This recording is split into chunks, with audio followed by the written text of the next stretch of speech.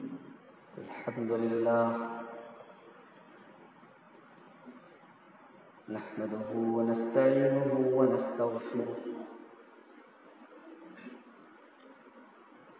ونعوذ بالله من شرور أنفسنا ومن سيئات أعمالنا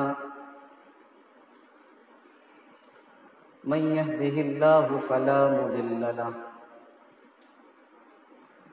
ومن يضلل فلا هادي له وأشهد أن لا إله إلا الله وحده لا شريك له وأشهد أن محمدا عبده ورسوله يا أيها الذين آمنوا اتقوا الله حق تقاته ولا تموتن إلا وأنتم مسلمون يا أيها الناس اتقوا ربكم الذي خلقكم من نفس واحدة وخلق منها زوجها وبث منهما رجالا كثيرا ونساء واتقوا الله الذي تساءلون به والأرحام إن الله كان عليكم رقيبا يا أيها الذين آمنوا اتقوا الله وقولوا قولا سديدا يصلح لكم أعمالكم ويغفر لكم ذنوبكم ومن يطع الله ورسوله فقد فاز فوزا عظيما أما بعد فإن خير الحديث كتاب الله وخير الهدي هدي محمد صلى الله عليه وسلم وشر الأمور محدثاتها وكل محدثة بدعة وكل بدعة ضلالة وكل ضلالة في النار أعوذ بالله من الشيطان الرجيم بسم الله الرحمن الرحيم قالت الأعراب آمنا قل لم تؤمنوا ولكن قولوا أسلمنا ولما يدخل الإيمان في قلوبكم وإن تطيعوا الله ورسوله لا يلدكم من أعمالكم شيئا إن الله غفور رحيم. محترم بزرگوں، نوجوان بھائیوں، پیارے بچوں، ایک ہوتا ہے ایمان اور ایک ہوتا ہے اسلام. ایمان اور اسلام دونوں ایک ہی چیز کا دو نام ہے. اگر ہم کہتے ہیں فلاں آدمی ایمان والا ہے اور ہم کہتے ہیں فلاں آدمی مسلمان ہے تو دونوں میں کوئی فرق نہیں. لیکن ایمان اور اسلام دونوں لفظ جب ساتھ میں آتا ہے تو اسلام کا مطلب ہوتا ہے ظاہری طور پر آدمی کا مسلمان ہونا، اور ایمان کا مطلب ہوتا ہے کہ دل کے اندر بھی اس اسلام کا اثر ہونا. میں نے خطبہ مسنونہ کے بعد قرآن کریم کے 26ویں پارے کی ایک آیت پڑھی. اللہ کے نبی صلی اللہ علیہ وسلم کے زمانے میں کچھ دیہاتی لوگ اسلام لائے، ابھی نئے نئے اسلام لائے تھے، ابھی اسلام ان کے دلوں میں پوری طریقے سے بیٹھا نہیں تھا. تو وہ دیہاتی کہا کرتے تھے کہ ہم ایمان لے آئے، ہم مومن ہو گئے. اللہ نے کہا کہ نہیں، تم مومن نہیں ہو. قالت الاعراب آمنا، یہ دیہاتی کہتے ہیں کہ ہم ایمان لے آئے. قل لم تؤمنوا ولکن قولوا اسلمنا، اے نبی آپ اعلان کر دیجئے، آپ ان سے کہہ دیجئے تم ابھی ایمان نہیں لائے. ابھی تم یہ تو کہہ سکتے ہو کہ ہم اسلام لائے، لیکن ابھی تم یہ نہیں کہہ سکتے کہ ہم ایمان لائے. وَلَمَّا يَدْخُلِ الْإِيمَانُ فِي قُلُوبِكُمْ، ابھی تو ایمان تمہارے دلوں کے اندر گیا نہیں ہے، ابھی تو ایمان تمہارے دلوں میں داخل نہیں ہوا ہے۔ اگر ایمان تمہارے دلوں کے اندر گیا ہوتا تو تمہارے دل کی دنیا بدل گئی ہوتی، تمہارا اخلاق بدل گیا ہوتا۔ تو یہاں پر اللہ تبارک و تعالیٰ نے ایمان کو الگ کہا ہے، اسلام کو الگ کہا۔ آج کی میری تقریر کا عنوان یہی ہے کہ ہم اور آپ اپنا اپنا جائزہ لیں، اپنے گریبان میں جھانکیں قرآن کی روشنی میں کہ ہم ایمان والے ہیں کہ اسلام والے ہیں۔ ایک آدمی مسلمان کے گھر میں پیدا ہوا، کلمہ پڑھتا ہے، اپنی سہولت کے حساب سے نماز پڑھتا ہے، رمضان آتا ہے روزے رکھ لیتا ہے، اللہ نے پیسہ دیا حج کر لیتا ہے۔ کیا صرف اتنی چیزوں کا نام اسلام ہے؟ ایسا آدمی اسلام والا تو ہو سکتا ہے، ایمان والا نہیں ہو سکتا۔ بات کو اور کلیئر کرنے کے لیے ایک حدیث آپ کے سامنے رکھنا چاہیے۔ مسلم شریف کی روایت اللہ کے نبی صلی اللہ علیہ وسلم فرماتے ہیں، ان اللہ لا ينظر الى صورکم، اللہ تبارک و تعالیٰ تمہارا چہرہ نہیں دیکھتا، تمہاری صورتیں نہیں دیکھتا، ولا اجسادکم، اللہ تبارک و تعالیٰ تمہاری باڈی نہیں دیکھتا ہے کہ تم کتنے شریر والے ہو، کتنے بلوان ہو، کتنے طاقتور ہو، کتنے ہیلدی ہو۔ شریر اور چہرہ اللہ تعالیٰ نہیں دیکھتا، کیا دیکھتا ہے؟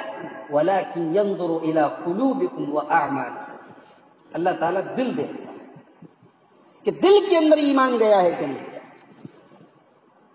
قرآن شروع کیجیے، قرآن کا پہلا پارہ کھولیے، پہلا پارہ کھولتے ہی اللہ تبارک و تعالیٰ نے ایک بہت بڑی بات ہمیں اور آپ کو کہی، الف لام میم ذالک الکتاب لا ریب فیہ ھدی للمتقین۔ الف لام میم، یہ کتاب قرآن مجید جس کے اندر شک کی کوئی گنجائش نہیں ہے، ھدی للمتقین، یہ ہدایت ہے متقیوں کے لیے۔ ابھی آپ نے رمضان کے اوپر پوری تقریر سنی، رمضان کا ذکر کیا تو اللہ نے کیا فرمایا؟ شہر رمضان الذی انزل فیہ القرآن ھدی للناس، رمضان کے مہینے میں قرآن نازل کیا گیا جو تمام کے تمام انسانوں کے لیے ہدایت ہے، جو ساری مانوتا کے لیے مارگ درشک کا کام کر رہا ہے، جو ساری ہیومینٹی کے لیے، ساری انسانیت کے لیے گائیڈنس کا کام کر رہا ہے، راستہ دکھانے کا کام کر رہا ہے۔ وہاں ھدی للناس کہا، سب کے لیے ہدایت ہے، اور یہاں کیا کہہ رہا ہے؟ الف لام میم ذالک الکتاب لا ریب فیہ ھدی للمتقین، یہ کتاب قرآن مجید یہ تو صرف اور صرف متقیوں کے لیے، اللہ سے ڈرنے والوں کے لیے، اللہ سے خوف کھانے والوں کے لیے، پرہیزگاروں کے لیے ہدایت ہے۔ دونوں الگ الگ بات ہے کہ نہیں؟ دونوں باتیں ٹکرا رہی ہیں، دونوں کنٹراڈکٹری ہیں۔ ایک جگہ اللہ کہہ رہا ھدی للناس، سب کے لیے ہدایت، اور یہاں کیا کہہ رہا ہے؟ متقیوں کے لیے ہدایت۔ کیا مطلب؟ مطلب یہ ہے قرآن راستہ تو سب کو دکھا رہا ہے، قرآن کی روشنی تو سب کے لیے ہے، مگر قرآن سے اصل فائدہ اٹھانے والے متقی۔ اب متقی کون لوگ ہیں؟ اللہ تبارک و تعالیٰ نے ان کی کوالٹی بتائی، الذین یؤمنون بالغیب، متقی وہ لوگ ہیں جو غیب کے اوپر ایمان رکھتے ہیں، جنت کو دیکھا نہیں لیکن جنت پر ایمان ہے، جہنم کو کبھی دیکھا نہیں لیکن جہنم کے اوپر ایمان ہے، قبر کا عذاب دیکھا نہیں لیکن قبر کا عذاب مانتے ہیں، قیامت کے دن کے بارے میں جو کچھ قرآن میں پڑھا، جو کچھ حدیث میں پڑھا، اس کے اوپر ایمان رکھتے ہیں، اپنے نبی کے بارے میں، اپنے اللہ کے بارے میں دیکھا تو نہیں ہے لیکن جو کچھ قرآن اور حدیث کی روشنی میں پڑھا اور جانا اس کے اوپر ایمان رکھتے ہیں۔ یہ قرآن متقیوں کی پہلی صفت بیان فرما رہا ہے، الذین یؤمنون بالغیب، وہ غیب کے اوپر ایمان رکھتے ہیں، ویقیمون الصلاۃ، اور وہ نماز قائم کرتے ہیں۔ یہ نہیں کہ نماز پڑھتے ہیں، پڑھنا الگ ہے، قائم کرنا الگ۔ پڑھنے کا مطلب تو یہ ہے رمضان کا مہینہ آیا تو مسجدیں بھر جاتی ہیں، جگہ نہیں ملتی نمازیوں کے لیے، اور رمضان کا مہینہ ختم ہوتے ہی مسجدوں سے نمازی ایسے غائب ہو جاتے ہیں جیسے گدھے کے سر سے سینگ غائب ہو جاتا ہے۔ وہی مسجد جہاں رمضان میں پوری مسجد فل ہو جایا کرتی تھی، عام دنوں میں 11 مہینے اس مسجد میں 2-3 صفیں ہو جائیں تو بڑی مشکل بات ہے، اور فجر کی نماز میں تو 1 لائن بھی کمپلیٹ ہو جائے تو بہت بڑی بات ہے۔ میرے پیارے بھائیوں، ہم نماز پڑھتے تو ہیں لیکن نماز قائم نہیں کرتے ہیں۔ فرمایا وَيُقِيمُونَ الصَّلَاةَ، میرے متقی بندے نماز قائم کرتے ہیں۔ وَمِمَّا رَزَقْنَاهُمْ يُنْفِقُونَ، اور ہم نے جو روزی دی اس میں سے وہ خرچ کرتے ہیں۔ وَالَّذِينَ يُؤْمِنُونَ بِمَا أُنزِلَ إِلَيْكَ، اور اے نبی جو کتاب آپ کے اوپر اتاری گئی یعنی قرآن کے اوپر بھی ایمان رکھتے ہیں۔ وما انزل من قبلک، اور آپ سے پہلے جو کتابیں نازل کی گئیں، تورات کے اوپر، انجیل کے اوپر، جتنی بھی کتابیں آسمان سے نازل ہوئی تمام کی تمام کتابوں کے اوپر ایمان رکھتے ہیں۔ وبالآخرۃ هم یوقنون، اور متقی لوگوں کی آخری صفت اللہ نے بیان فرمائی کہ وہ آخرت کا یقین رکھتے ہیں۔ انہیں یقین ہوتا ہے کہ آخرت آئے گی، قیامت آئے گی، اور قیامت کا دن آئے گا اور ہمیں حساب دینا پڑے۔ تو یہ ہے قرآن کے پہلے پارے میں اللہ نے متقیوں کی کچھ کوالٹی۔ کیا یہ کوالٹی ہمارے اندر ہے؟ اور آگے بڑھیے، قرآن کا 4تھا پارہ کھولیے، سورہ آل عمران، آیت نمبر 135، 135۔ اللہ فرماتا ہے، بڑے غور سے سنیے، وَسَارِعُوا إِلَىٰ مَغْفِرَةٍ مِّن رَّبِّكُمْ، اے ایمان والو، تم دنیا میں کبھی پیسے کے لیے کمپٹیشن کرتے ہو، کبھی نیتا گیری کے لیے کمپٹیشن کرتے ہو، کبھی دنیا میں نام کمانے کے لیے تم ایک دوسرے سے ہوڑ کرتے ہو، مقابلہ کرتے ہو۔ وَسَارِعُوا إِلَىٰ مَغْفِرَةٍ مِّن رَّبِّكُمْ وَجَنَّةٍ عَرْضُهَا السَّمَاوَاتُ وَالْأَرْضُ، میرے بندو تمہیں بھاگنا ہے، تمہیں دوڑ لگانی ہے، تمہیں کمپٹیشن کرنا ہے، تمہیں ایک دوسرے سے مقابلہ کرنا ہے تو جنت کو پانے کے لیے مقابلہ کرو، تم اللہ کی مغفرت کے لیے مقابلہ کرو، تم اس بات میں ایک دوسرے سے آگے بڑھنے کی کوشش کرو کہ کیسے میں جنت میں چلا جاؤں، کیسے اللہ ہمیں معاف کر دے۔ آج ہمارے یہاں بھی ریس چلتی، اس کے پاس 50 پاور لوم ہے، ہمارے پاس 100 ہونی چاہیے۔ وہ لکھ پتی ہے تو ہم کروڑ پتی بن کے دکھائیں، اس کا کاروبار اتنا آگے گیا تو میرا اتنا آگے جانا۔ یہ کمپٹیشن تو ہے ہمارا، لیکن یہ کمپٹیشن نہیں ہے کہ وہ نماز پڑھ رہا ہے تو ہم بھی نمازی بن جائیں، وہ جنت کے راستے پہ چل رہا ہے تو ہم بھی جنت۔ یہ کمپٹیشن صحابہ میں تھا۔ غزوہ تبوک کا موقع ہے، اللہ کے نبی صحابہ سے اپیل کرتے، اعلان کرتے ہیں، اے میرے صحابہ، بڑی نازک، بہت نازک ٹائم ہے، ہمارے پاس مال کی کمی ہے اور بہت دور جا کے لڑائی لڑنے جانا ہے، بہت لمبا سفر کرنا ہے، مال نہیں ہمارے پاس، اس لشکر کے لیے ہمارے پاس سامان نہیں ہے۔ اے میرے صحابہ، تم تیاری کے لیے اپنا تعاون دو، اپنی طرف سے مدد کرو، میں جنت کی گارنٹی دیتا ہوں۔ صحابہ کرام اپنی حیثیت کے اعتبار سے اللہ کے نبی کے پاس مال لا رہے ہیں۔ کوئی غریب صاحب ہی ہے، کسان ہے، محنت مزدوری کرنے والے ہیں، وہ ایک مٹھی جو یا ایک مٹھی گیہوں لا کے اللہ کے رسول کی خدمت میں رکھ دیتے ہیں۔ اے اللہ کے نبی، یہ لیجئے، میری اتنی ہی حیثیت تھی، اس سے زیادہ میری طاقت نہیں تھی، یہ ایک مٹھی میں جو لے کر آیا ہوں۔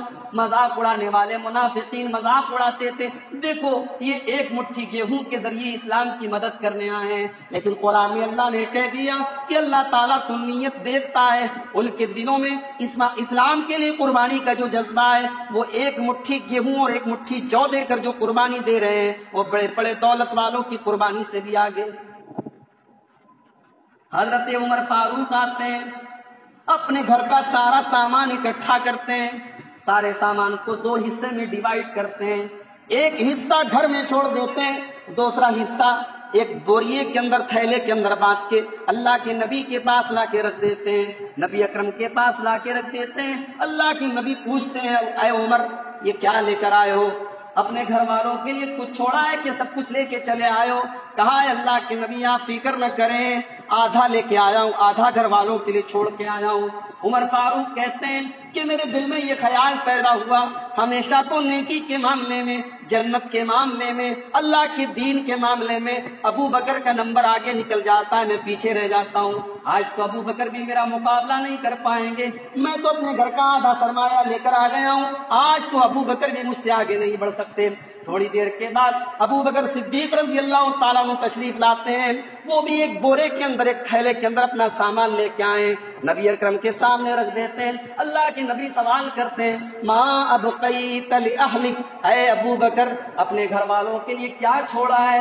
اپنے گھر والوں کے لیے کچھ چھوڑ کے آئے ہو کہ نہیں آئے ہو؟ ابو بکر صدیق جواب دیتے ہیں، ابقیت لہم اللہ ورسولہ، اے اللہ کے نبی میں اپنے گھر والوں کے لیے اللہ اور اس کے رسول کو چھوڑ کے آیا ہوں۔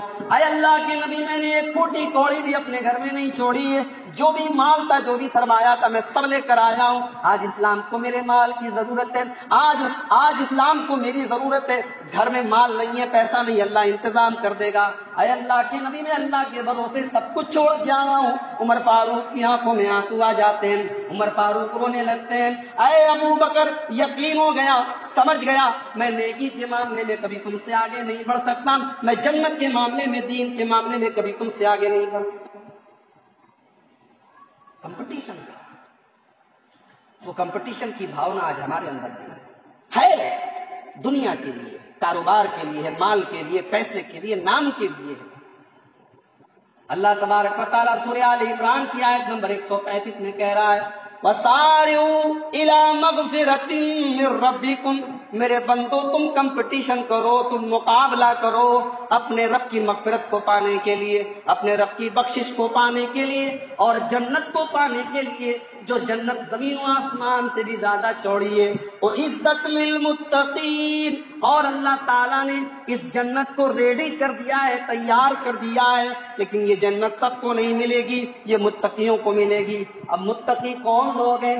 اللہ فرماتا ہے، الذین ينفقون فی السراء والضراء، متقی وہ لوگ ہیں جو پریشانی کے دنوں میں، کاروبار میں جب مندی آتی ہے تب بھی اللہ کی راہ میں خرچ کرتے ہیں، اور کاروبار میں جب چلتا آتی ہے تب بھی اللہ کی راہ میں خرچ کرتے ہیں۔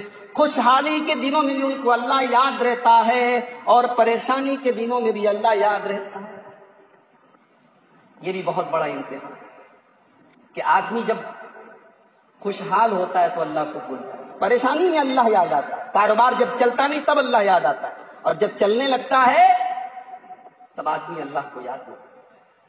اسی لیے اللہ کے نبی فرماتے ہیں، مسند احمد کی روایت ہے، تعرف الیہ فی الرخاء، تم اپنے اچھے دنوں میں اللہ کو یاد رکھو، یعرفک فی الشدہ، اللہ تمہارے برے دنوں میں تم کو یاد رکھے گا۔ ہمارے ساتھ پرابلم یہی ہے، مسئلہ یہی ہے، ہم اپنے اچھے دنوں میں اللہ کو یاد نہیں رکھتے، ہم اللہ کو بھول جاتے ہیں۔ قرآن وہی بات کہہ رہا ہے، الذین ينفقون فی السراء والضراء، میرے متقی بندے خوشحال ہوتے ہیں تب بھی اللہ کی راہ میں خرچ کرتے ہیں، اور پریشانی ہوتی ہے، مصیبت آتی ہے تب بھی وہ اللہ کی راہ میں جتنی طاقت ہوتی ہے خرچ کرتے رہتے ہیں۔ میری ماں بہنیں غور کریں، حضرت عائشہ کا ایک واقعہ میں سنانا چاہتا ہوں۔ حضرت عائشہ کہتی ہے، میں گھر میں بیٹھی تھی، ایک سائلہ، ایک بھیک مانگنے والی عورت آتی ہے، 2 چھوٹی چھوٹی بچیاں اس کے ساتھ ہیں، 2 چھوٹی چھوٹی بچیاں اس کے ساتھ ہیں۔ اس نے کھانے کو کچھ مانگا، اما عائشہ فرماتی ہیں، میں نے پورے گھر میں تلاشی لی، فما وجدت شیئا، کچھ بھی نہیں ملا۔ او لوگوں، نبی کا گھر ہے، نبی کا گھر ہے، کائنات کے امام کا گھر ہے، اور کھانے کا کوئی سامان نبی کے گھر میں موجود نہیں ہے۔ او لوگوں، یہ اسلام ہمیں اتنی آسانی سے تو نہیں ملا ہے، بڑی قربانیاں سہی اللہ کے نبی نے، آپ کے اہل بیت نے، آپ کے گھر والوں نے بڑی قربانیاں سہی ہیں، صحابہ کرام نے۔ غور کرو کہ نبی کا گھر ہے، حضرت عائشہ فرماتی ہے کہ پورے گھر کی تلاشی لے لی لیکن کچھ بھی نہیں ملا، الا تمرتن، بہت تلاش کرنے کے بعد ایک کھجور ملی۔ اما عائشہ فرماتی ہیں کہ میں نے وہ کھجور اٹھا کے عورت کو دی، جذبہ دیکھو، ایک کھجور گھر میں رکھی ہے، یہ بھی نہیں سوچا کہ یہ دے دوں گی تو میں کیا کھاؤں گی. اللہ کے پیارے نبی گھر میں تشریف لائیں گے, آپ کیا کھائیں گے. جذبہ دیکھو اللہ کی راہ میں دینے کا. بھوکی عورت دروازے پر کھڑی ہے. اما عائشہ نے وہ کھجور اٹھائی اور اس عورت کو دے دی. اور عورت بھی ماں تھی, 2 چھوٹی چھوٹی بچیاں اس کے ساتھ تھیں. بخاری کے الفاظ ہیں, اس نے اس کھجور کو 2 ٹکڑے کیا, 2 حصوں میں بانٹا, اور آدھا ایک بچی کو دے دیا, آدھا دوسری بچی کو دے دیا. اس کھجور کو اس نے دونوں بچیوں میں بانٹ دیا. حضرت عائشہ کہتی ہیں میں یہ منظر دیکھ کر حیران ہو گئی. عورت خود بھی بھوکی تھی لیکن اس نے کچھ نہیں کھایا, اپنی دونوں بچیوں کو بانٹ دیا. میں ماں کی یہ ممتا دیکھ کے حیران ہو گئی. جب اللہ کے پیارے نبی گھر میں تشریف لائے, میں نے آپ کو بتایا اے اللہ کے نبی آج ایسا ایسا معاملہ ہوا تھا.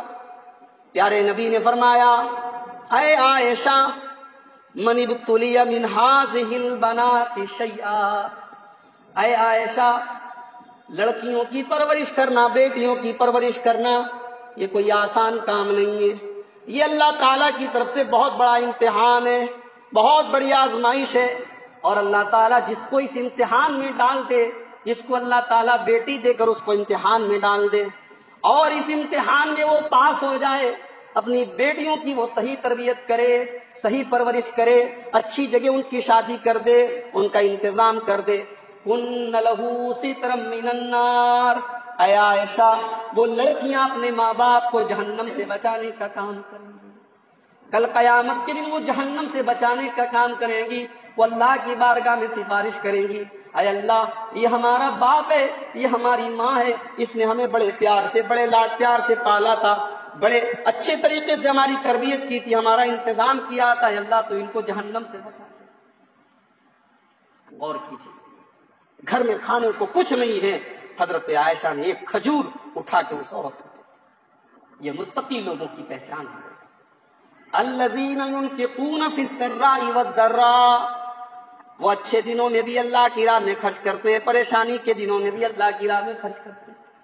والکاظمین الغیظ, اور میرے متقی بندے وہ غصے کو پی جانے والے ہوتے ہیں, وہ غصے کو کنٹرول کرنے والے ہوتے ہیں.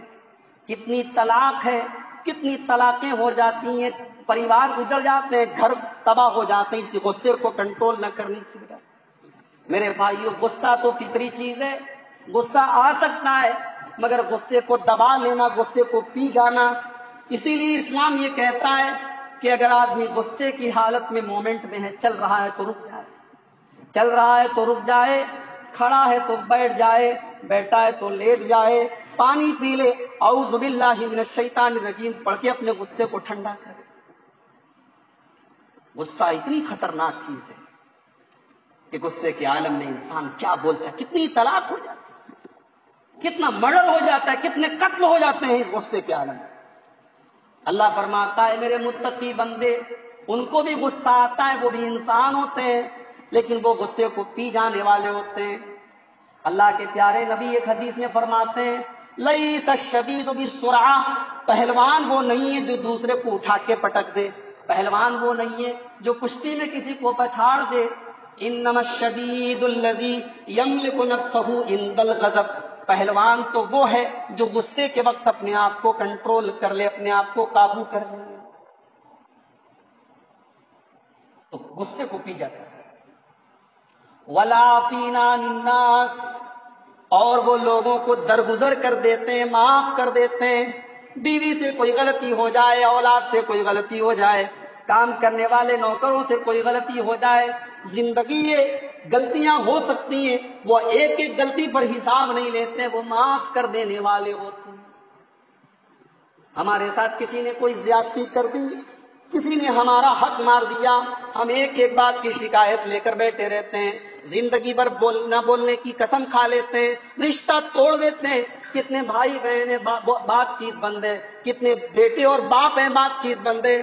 بیٹے کو باپ کی کوئی بات پسند نہیں آئی, باپ کو بیٹے کی کوئی بات پسند نہیں آئی, او لوگو رب بننے کی کوشش نہ کرو، اللہ تبارک و تعالیٰ کے اوپر بھی کچھ چھوڑ دیا کرو، معاف کر دیا کرو، درگزر کر دیا کرو۔ اور میرے نبی کا وعدہ ہے، اللہ کے نبی کا وعدہ ہے، اگر آپ نے کسی کی غلطی پر اس کو معاف کر دیا تو اس کے دل میں آپ کی عزت اللہ تعالیٰ بڑھا دے گا۔ اللہ کے نبی فرماتے ہیں، مسلم شریف کی روایت ہے، ما نقصت صدقۃ من مال، صدقہ کرنے سے مال کم نہیں ہوتا، صدقہ کرنے سے مال کم نہیں ہوتا۔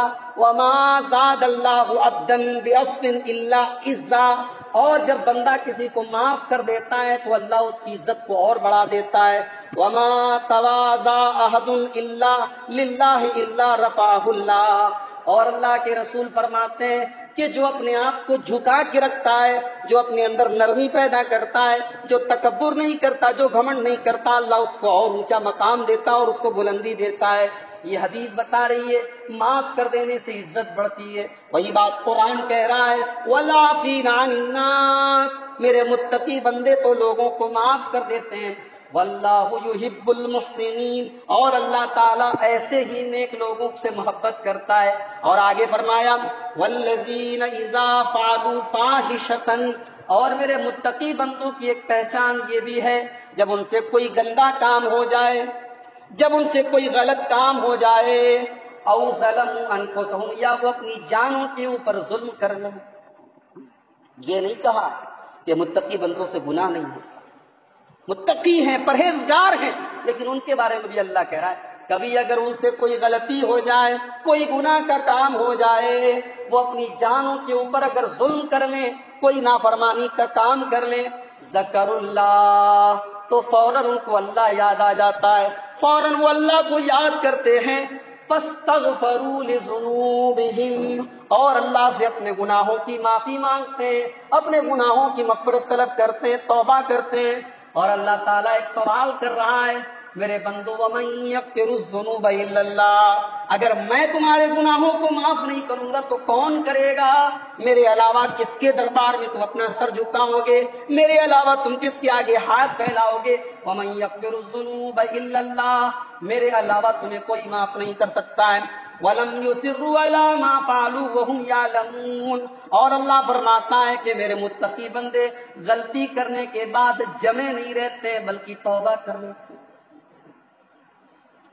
دیکھیے دو طریقہ ہے، ایک ابلیس کا طریقہ ہے، ایک آدم کا طریقہ۔ ابلیس نے غلطی کی، ابلیس نے آدم کے آگے سجدہ کرنے سے انکار کر دیا، اللہ نے کہا تو نے کیوں سجدہ نہیں کیا؟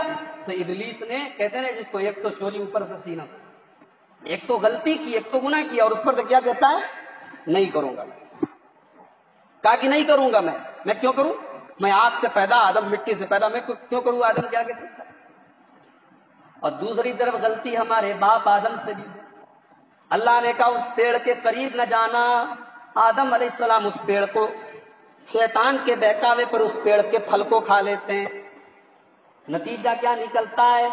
اللہ تعالیٰ جنت سے نکال دیتا ہے، کپڑے ان کے اتر جاتے ہیں، لیکن آدم علیہ السلام کو اپنی غلطی کا احساس ہو جاتا ہے، رب العالمین کی بارگاہ میں دعا کرتے، ربنا ظلمنا انفسنا وَإِن لَّمْ تَغْفِرْ لَنَا وَتَرْحَمْنَا لَنَكُونَنَّ مِنَ الْخَاسِرِينَ، اے ہمارے پروردگار، ہم نے اپنی جانوں کے اوپر ظلم کیا ہے، اپنے اوپر زیادتی کی ہے، غلط کام کیا ہے، اور تو نے اگر معاف نہیں کیا، تو نے اگر رحم نہیں کیا تو ہم سے زیادہ خسارہ اٹھانے والا کوئی نہ ہوگا۔ اب آپ کے اوپر ہے، آپ آدم کا طریقہ اپناتے ہیں کہ ابلیس کا طریقہ؟ تو یہ ہے متقی لوگوں کی پہچان۔ اور ایک آخری مثال میں بیان کر کے بات ختم کروں گا، کیونکہ رات زیادہ ہو رہی ہے، پروگرام مغرب بعد کا تھا، مجھے امید نہیں تھی کہ اتنا لمبا پروگرام چلے گا۔ بہرحال آخری چیز میں بیان کر کے بات ختم کرتا ہوں، سورہ انفال کی آیت نمبر 2 دیکھیے۔ یہ سب متقی اور مومن لوگوں کی پہچان اللہ تعالیٰ بتا رہا ہے، مومن کون لوگ؟ اور میں یہ سب اس لیے بیان کر رہا ہوں کہ ہم اور آپ اپنے اپنے گریبان میں جھانکیں اور سوچیں کہ کیا یہ چیزیں ہمارے اندر پائی جا رہی ہیں؟ اگر نہیں پائی جا رہی ہے تو پھر قرآن کے 26ویں پارے کی وہ آیت یاد کر لیں۔ اللہ کہتا ہے کہ یہ دیہاتی لوگ کہتے ہیں کہ ہم ایمان لائے، کہہ دو کہ تم اسلام لائے، ایمان نہیں لائے، یعنی ہم مسلمان ہیں لیکن مومن نہیں ہیں۔ اگر مومن ہوتے تو یہ علامتیں اور یہ پہچان ہمارے اندر پائی جاتی۔ سورہ انفال کی دوسری آیت دیکھیے میرے بھائیو، اسی پر ہم بات ختم کریں۔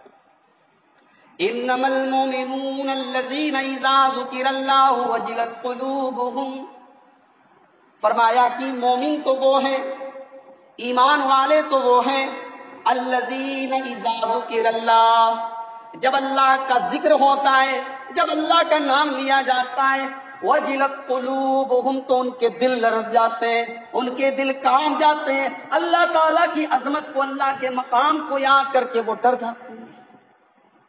ایک ایمان والے کے سامنے اللہ کا نام لیا جائے، اس کا دل کانپ جاتا ہے۔ بخاری شریف کی وہ حدیث آپ نے کئی بار سنی ہو کہ ایک آدمی اپنی چچا زاد بہن سے زنا کرنے جا رہا ہے، اپنی چچا زاد بہن سے اپنے چچا کی لڑکی کے ساتھ زنا کرنے جا رہا تھا، اور قریب تھا کہ وہ زنا کر ڈالتا، لیکن عین موقع پر اس لڑکی کی زبان سے ایک لفظ نکلا تھا، اتق اللہ، اللہ سے ڈر، اللہ سے ڈر، اللہ سے ڈر، تو ایسا غلط کام مت کر۔ اللہ کا نام سنا، بخاری کی روایت ہے، گناہ کا جو احساس تھا فوراً ختم ہو گیا، زنا کرنے یا بدکاری کرنے کا جو ارادہ دل میں پیدا تھا، اللہ یاد آ گیا۔ یہ ڈر پیدا ہو جائے تو آدمی متقی بن جائے، مومن بن جائے۔ انما المؤمنون الذین اذا ذکر اللہ، مومن تو وہ لوگ ہیں جب اللہ کا نام لیا جاتا ہے، وجلت قلوبہم، تو ان کے دل کانپ جاتے ہیں، ان کے دل لرز جاتے ہیں۔ وَإِذَا تُلِيَتْ عَلَيْهِمْ آيَاتُهُ زَادَتْهُمْ ایمانا، اور مومن تو وہ ہیں جب ان کے سامنے اللہ کی آیتیں پڑھی جائیں، قرآن کی آیتیں پڑھی جائیں تو ان کا ایمان بڑھ جاتا ہے۔ آیتیں تو ہمارے سامنے بھی پڑھی جا رہی ہیں، رمضان کا مہینہ آ رہا ہے، پورے رمضان میں تراویح، پورا قرآن ہم تراویح کی نماز میں سنتے ہیں، مگر ہمارا ایمان تو نہیں پڑتا۔ وجہ یہ ہے میرے بھائیوں، جیسی روح ہے ویسے فرشتے، جیسے پڑھنے والے ویسے پڑھانے والے، پڑھانے والے بھی راجدھانی کی اسپیڈ سے پڑھا رہے ہیں، صرف یعلمون اور تعلمون سنائی دے رہا ہے۔ بنارس کی کئی مسجدوں پہ 3 دن کی تراویح ہو رہی ہے، دال منڈی اور نئی سڑک کی دکانیں 3 دن تک شٹر گرا ہوا ہے، کیا صاحب تراویح پڑھی جا رہی ہے، 3 دن کی تراویح پڑھی جا رہی ہے، اور پھر 27 دن سب کچھ ہو رہا ہے۔ میرے بھائیوں، یہ تراویح کا طریقہ نہیں، یہ قرآن سننے کا طریقہ نہیں ہے، یہ قرآن کا مذاق ہے۔ قرآن کو اسی اسپیڈ سے پڑھنا کہ نہ پڑھنے والے کو کچھ سمجھ میں آئے۔ ابھی واٹس ایپ کے اوپر ایک ویڈیو آیا تھا، اللہ کی قسم آپ دیکھیں گے تو حیرت میں پڑ جائیں گے، اتنی جلدی جلدی امام صاحب رکوع کر رہے ہیں، سجدہ کر رہے ہیں، سورہ فاتحہ پڑھ رہے ہیں، کچھ بھی سنائی نہیں دے رہا ہے، کچھ بھی سمجھ میں نہیں آ رہا، اور پیچھے لوگ دھما دھم سجدہ اور رکوع کیے جا رہے ہیں۔ نہ اس نماز کا کوئی مطلب، نہ اس تراویح کا کوئی مطلب، نہ اس قرآن کا کوئی مطلب۔ وہ لوگوں اپنی سہولت کے لیے کم سے کم دین کو تو نہ بدلو، اپنی سہولت کے لیے کم سے کم اسلام کو تو بدلنے کی کوشش نہ کرو۔ ذرا تراویح کی بات کرتے ہو تو میرے نبی کی تراویح بھی دیکھ لو، میرے نبی کی تراویح کیسی ہوتی تھی۔ اما عائشہ فرماتی ہیں اللہ کے پیارے نبی 8 رکعت تراویح پڑھتے تھے، اور 4 رکعت پر آپ آرام کرتے تھے، 4 رکعت پڑھتے آرام کرتے، پھر 4 رکعت پڑھتے پھر آرام کرتے، پھر وتر کی نماز پڑھتے۔ اما عائشہ فرماتی ہیں یصلی 4، اللہ کے نبی 4 رکعت پڑھتے، فلا تسأل عن حسنہن وطولہن، مت پوچھو کہ اللہ کے نبی کتنی خوبصورت نماز پڑھتے، کتنی لمبی نماز پڑھتے۔ یہاں تو امام صاحب اگر کسی دن 1.5 پارہ کے بجائے 2 پارہ پڑھا دیں، 2 پارہ کے بجائے 2.5 پارہ پڑھا دیں تو مقتدی لوگوں کا منہ بگڑ جاتا ہے اور کہتے ہیں ارے مولوی صاحب یہ کیا کر دیا آپ نے، آپ جی یہ کیا کر دیا۔ وجہ یہ ہے کہ قرآن سے محبت نہیں ہے۔ اچھا، قرآن ہمارے لیے ایک اجنبی کتاب ہے، ہم الف لام میم ذالک الکتاب یہ سن تو رہے ہیں امام صاحب کے پیچھے، لیکن اللہ تعالیٰ اس کتاب میں کہہ کیا رہا ہے یہ ہم کو پتہ نہیں، ہمارے لیے ایک اجنبی کتاب ہے۔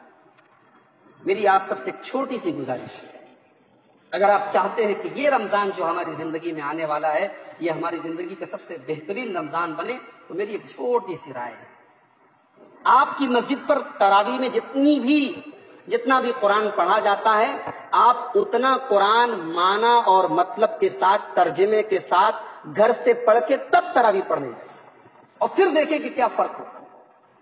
ایک ہوتا ہے کہ ہم نے کچھ سمجھا نہیں، اور ایک ہوتا ہے کہ ہم پڑھ کے سمجھ کے گئے اور اب ہم امام کے پیچھے تراویح پڑھ رہے ہیں، اور اللہ کی قسم میں نے دیکھا ہے آپ دیکھیں حرم کے اندر تراویح ہوتی ہے، مکہ کے اندر تراویح ہوتی ہے، ایسا تو نہیں کہ پیچھے جتنے تراویح پڑھ رہے سب عربی جاننے والے ہیں، اس میں افریقہ کے کالے لوگ بھی ہیں، اس میں امریکہ کے گورے لوگ بھی ہیں، اس میں انڈیا کے بھی ہیں، پاکستان کے بھی ہیں، بنگلہ دیش کے بھی ہیں، نیپال کے، پوری دنیا کے لوگ ہیں، مگر بہترین آواز میں جب امام صاحب تراویح کی نماز میں قرآن پڑھتے ہیں اور جہنم کی باتیں آتی ہیں، اللہ کے عذاب کی باتیں آتی ہیں، لوگوں کی آنکھوں سے آنسو جاری ہوتے ہیں، لوگ روتے ہیں، زاروں قطار روتے ہیں۔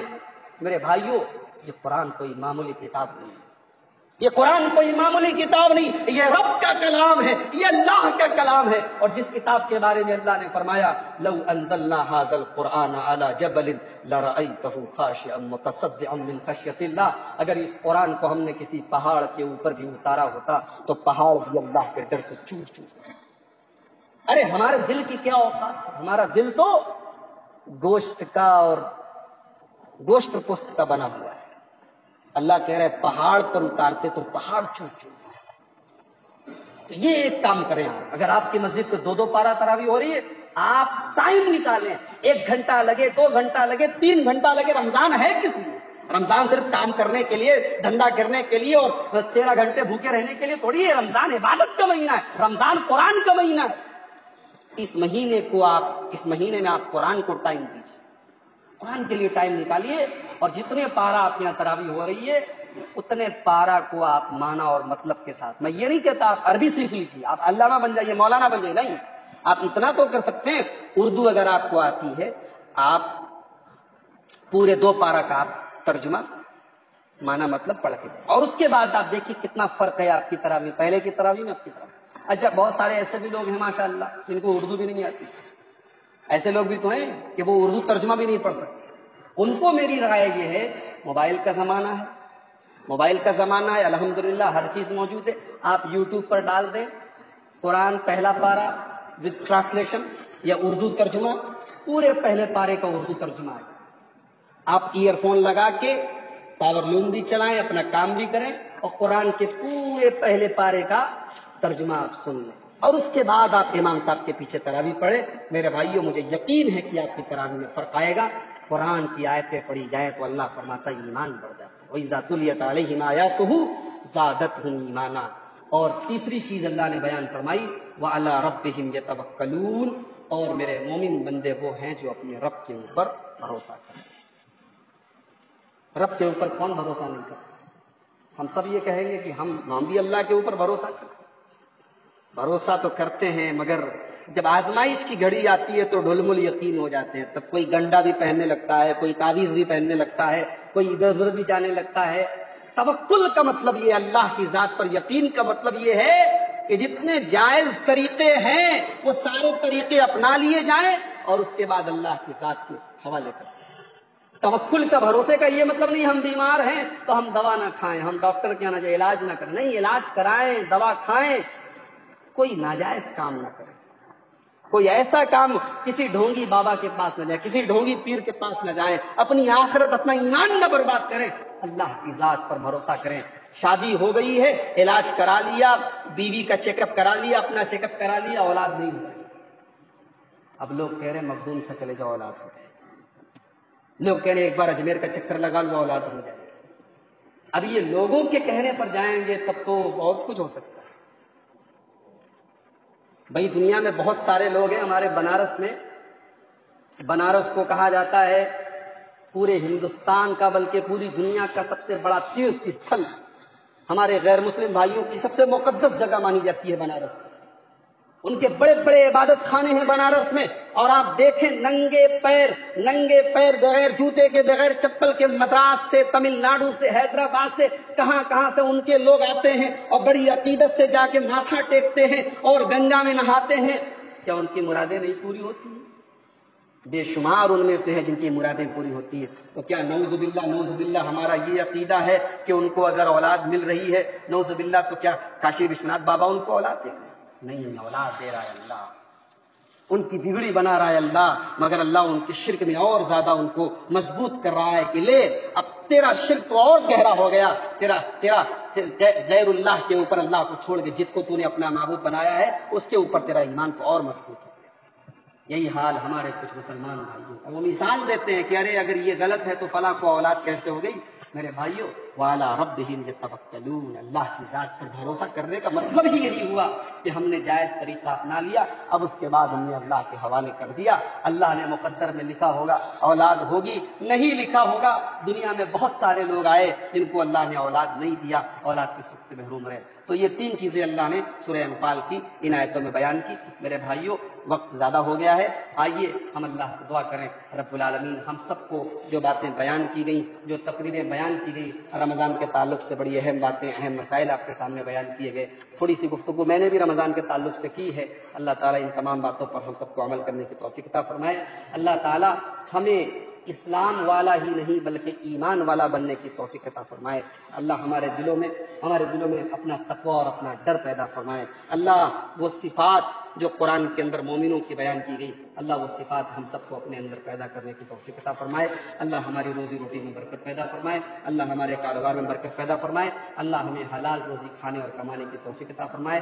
ہمیں سے جو بیمار ہیں اللہ ان کو شفا دے، جو کمزور ہیں اللہ ان کو طاقتور کر دے، جو قرض دار ہیں اللہ ان کے قرضوں کی ادائیگی کر دے، جو کسی ٹینشن میں ہیں، دکھ میں ہیں، تکلیف میں ہیں، اللہ سب کی ٹینشن اور تکلیف کو دور کر دے. اللہ ہم سب کو توحید پر رکھے. اللہ ہم سب کو شرک سے بچائے. اللہ ہمارے ایمان کی حفاظت فرمائے. اللہ ہمیں اپنے حبیب، اپنے نبی محمد صلی اللہ علیہ وسلم سے سچی محبت کرنے والا بنائے.